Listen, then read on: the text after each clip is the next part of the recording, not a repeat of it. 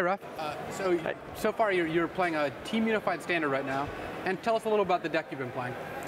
We built 3 decks in Unified Standard. We have John and White Blue, which were our default decks. We tried to work around that, but couldn't find a real solution to work without them. And we had to find a 3rd deck.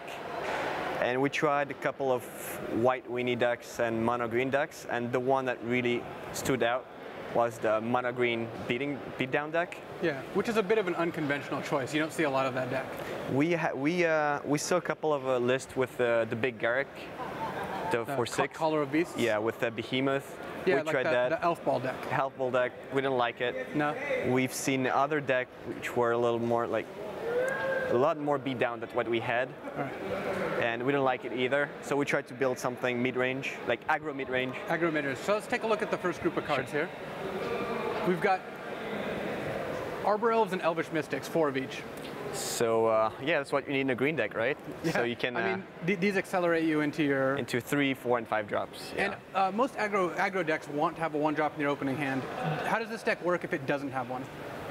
It's better if you have it, but if you don't, then you have 2 drops, and like your higher curve. Let's take a look at some of those 2 and 3 drops. So we've got a bunch of oozes. We've got Young Wolves, Strangleroot and Elvish Archdruids. I think we might have played more oozes if they were not in the Jund deck. Oh, so you had to split the 2 cards. Yeah, but 1 is fine, and it won me 2 games actually. So I would probably play more if I could. So if someone were to build this deck without Unified, you'd recommend they play more Scavenging? Yes, I think so. Yeah. All right. So what big things do you have to ramp to? Because you have Elvish Archdruids. So this guy, we'll probably see later what the Archdruids do. But the Geist, Ooze, and Young Wolf are really good in this meta game where White, Blue are in Patriot and Jund are, because they survive most of their rust effects. Both Young Wolf and Strangleroot and also Predators actually survive Supreme Verdict or Bonfire. So you can have aggression even after Wrath. Right. And that's the point of the deck. All right, let's take a look at the big spells in the deck, the ones that Elvish Archdruid kind of lets you cast early. So we all know Silverheart, which is probably the best 5-drop we have, like a 12 power. And even better than Colonian Hydra. What? Even better than the new Hydra. Oh yeah, I think it's much better. Hydra is so bad against Wrath effects and stuff. Like if it dies to Doomblade when they're tapped out, then tap that Doomblade, it hasn't done anything. Right. And Druid's Familiar is just another Silverheart. This is an interesting card. You don't see much of it. We tried to find something that helped the oozes, the Predator Ooze. Yeah. Because on turn 4, attacking, or on turn 2 if you have an elf, attacking for 2 is not exactly exciting. But if you play Druid's Familiar, you attack for 4 on the first time, and then you have a 4/4 that can't be unbounded, and still bounded. Right. So it's like a mini Wolfir Silverheart because you can only play 4 Silverhearts. Exactly. And then you've also got Garrick Relentless. We have 4 Garricks because we want a way to deal with Olivia when it comes to play, because Olivia resolved and untap, you're done. Yeah, Olivia Voldaren is a main threat in Jund, and this deck would otherwise have really a tough time dealing with it. Either you win like the turn they play it, but it's very unlikely that you just... So if they play an Olivia on turn 6, maybe you're in trouble, but this deck's fast enough that you should probably be able to avoid that. And then if they don't have Olivia, it's still really good against White Blue, it just makes tokens, and it's a threat after Wrath if they don't have an Angel.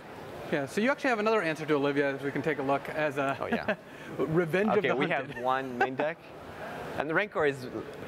The Rancor is like the real meat here, because putting it on Young Wolf, the Geist, or a Predator Ooze is just, they're the main targets. Predator Ooze is the most common target I've seen over the last couple of months. When people have both those cards, that's the combo they're looking for. And then Revenge of the Hunted, you don't want more than 1. I don't think you want more than 1 in the main deck, but I think it was worth the slot. Yeah, and then you actually have more in the sideboard. Yeah, I have more in the sideboard. So actually a new land in this format actually helped you make this deck good as well. If you take a look at the lands here, we've got Mutavaults. Mutavaults work great against Wrath. So you see the whole point of the deck is to fight Wrath and mass destruction of Jund as well. Right. So Mutavault fights that, and it's an elf as well, so you can also do some, like, not crazy tricks, but animate Mutavault and have mana with the Archdruid, so you can play your other spells while you attack. So Mutavault does work well with that, and then also just gives you an additional spell when you draw, say, 4 or 5 lands you're not really looking for. Yeah. What did you think about the sideboard? I actually like my sideboard. It has, I don't know if it's going to come up or maybe we want to. Oh, okay, it's here. I actually like the sideboard. Ranger's Guile, I think that's the... This is mostly a limited combat trick. Yeah, but it's really, like, it really messes up the math when they feel like, okay, I'm gonna kill the Silver Heart. Yeah. Then you get, oh no, you don't kill it. Oh, and all of a sudden the board is just... They make their blocks, yeah, they Doomblade your Silver Heart, yeah. and then you have the Ranger's Guile. Prey Upon is another way to do with Olivia, but also it's a way to deal with the elves as well. Like against red-green decks. They rely on their fast elf, on their... To play Thundermile Hellkite. Yeah, and you don't want that guy on the board. No, definitely You can not. race it, but rather not. And then you've got 3 more Revenge of the Hunted. Yeah, that's for the creature matchups. For the creature matchups, yeah. You could even Miracle it on like turn 3 or 4, pretty early, especially even if they only have 1 guy out. Yeah, just to trade discard and 6 damage for yeah, one the fact guy. that it gives trample and does +6/+6. You actually cast 6 is not that much. So then you've got medium Garruk now, since he's not the Garruk. biggest Garruk, but Garruk Primal Hunter, then Triumph of Ferocity. Garruk is just another threat against white-blue and control decks. And same with Triumph? Same. We play 1. We haven't had the time to test more. Yeah. I think it's good. I've never had the chance to play it. You can play it turn 2 off an elf, start drawing cards immediately. And then we'll see what happens. We don't want to, because like having 2 and no creatures is so. And then Ratchet Bomb is for... Ratchet Bomb is for tokens, black-white tokens. Also against mono red, it's really good to deal with the Reckoners. They have a lot of 1-drops, so you can just play Ratchet Bomb and then kind of threaten to move it up. And to deal with Reckoners, because they're really bad. Oh, Boros Reckoner, another card that you kind of have problems killing. Yeah, like they're really good against Silver Hearts, because that's why the Druid's Familiar is so good. Because you don't want to have an 8/8, you'd rather have a 4/4 than an 8/8 on the board. Against Boros Reckoner, right, because you don't want them to deal 8 to anything. And then you've got Naturalize, which is kind of a general answer. Yeah. We had like 13 cards and we looked for 2 more. It's fine against the band. Just in case you don't know what you're expecting. Yeah. Like I don't think we want any more of these other cards. So 2 neutralize just. Awesome. Thanks a lot, Raph. For Raphael Levy, I'm Scott-Vargas from the Tournament Center.